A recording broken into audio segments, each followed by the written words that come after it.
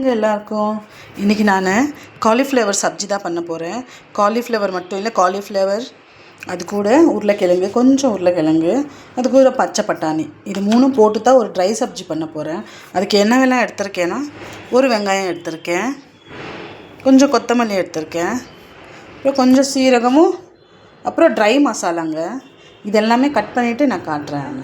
எல்லாத்தையும் க்ளீனாக கட் பண்ணி வாஷ் பண்ணி எடுத்துகிட்டு வந்துட்டேன். காலிஃப்ளவர் கழுவும் போது மாத்திரம் கொஞ்சம் உப்பு சேர்த்து, நல்லா உப்பு கொஞ்சம் அதிகமாக சேர்த்து வாஷ் பண்ணிக்கோங்க, ஏன்னா அதில் பூச்சி இருக்கும். அப்புறம் வெங்காயம் கட் பண்ணிவிட்டேன், கொத்தமல்லி, சீரகம். இப்போ ஸ்டார்ட் பண்ணிக்கலாம் வாங்க. கடாய் வச்சுட்டேன். இதில் கொஞ்சமாக கடுகு எண்ணெய் தான் போட்டுக்க போகிறேன், ஊற்ற போகிறேன். கொஞ்சமாக கடுகு எண்ணெய் கொஞ்சமாக சேர்த்தாலும் போதும், அது கொஞ்சம் ஜாஸ்தி தான் தெரியும். அது இருங்க, அது நல்லா சூடானதும் சீரகம் போட்டுக்கலாம்.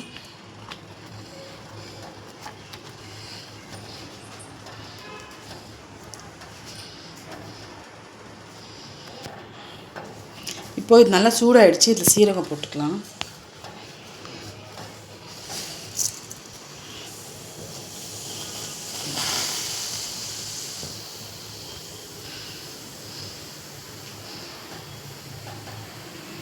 சீரகம் நல்லா பொரிஞ்சதுக்கப்புறம் வெங்காயம் சேர்த்துக்கலாம்.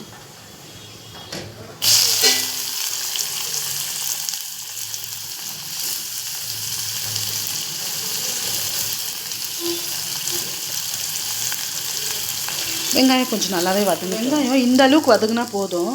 இதில் இப்போ கட் பண்ணி வச்சுருக்கேன் காய், இந்த காய் எல்லாத்தையும் சேர்த்துக்க போகிறேன்.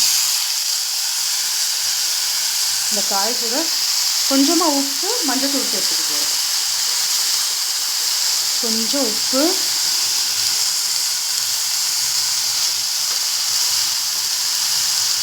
மஞ்சள்தூள் தான் போடுறேன். இதை கொஞ்ச நேரம் மூடி வச்சு வதக்குவோம். இப்போ இது பாதி வதங்கிடுச்சு. நான் கொஞ்சம் கூட தண்ணி ஊற்றல இதில். அது மூடி வச்சு சிம்மில் வச்சு வதக்குனாலே அது கொஞ்சம் தண்ணி விடும், அதே போதும் இதுக்கு. இது வேகிறதுக்கு. அப்படியே உங்களுக்கு சீக்கிரமாக வேணும்னா கொஞ்சம் தண்ணி ஆட் பண்ணிக்கலாம். நான் எப்போவுமே சிம்மில் வச்சு தான் வதக்குவேன். இது இன்னும் ஒரு 5 நிமிஷம் சிம்லேயே இருக்கட்டும். அப்புறம் இது முக்கால்வாசி நல்லாவே வெந்துருச்சு. இப்போ இதில் கொஞ்சம் மசாலா போட்டுக்கலாம். அதிகமாக இல்லை, கொஞ்சம் மிளகாத்தூள் தான் போடுறேன். கொஞ்சம் மிளகாத்தூள், கொஞ்சம் சீரகத்தூள் போடுறேன். நான் சீரகத்தூள் தான் போடுறேன். நீங்கள் வேணும்னா கரம் மசாலா கூட ஆட் பண்ணிக்கலாம், இன்னும் நல்லாயிருக்கும், வாசனையாகவும் டேஸ்ட்டாகவும். இதை போட்டு இந்த மசாலா போட்டுட்டு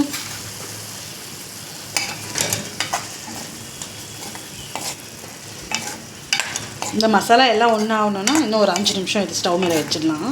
அப்புறம் சப்ஜி ஃபுல்லாகவே முடிச்சிடுச்சுங்க. இப்போ இது எல்லாமே நல்லாவே வெந்துருச்சு. இதில் இப்போ கொஞ்சம் கொத்தமல்லி போட்டு பவுலில் ஷிஃப்ட் பண்ணிடலாம் நம்ம. அப்புறம் காட்டுறேன். ஃபைனலாக முடிச்சிருச்சுங்க.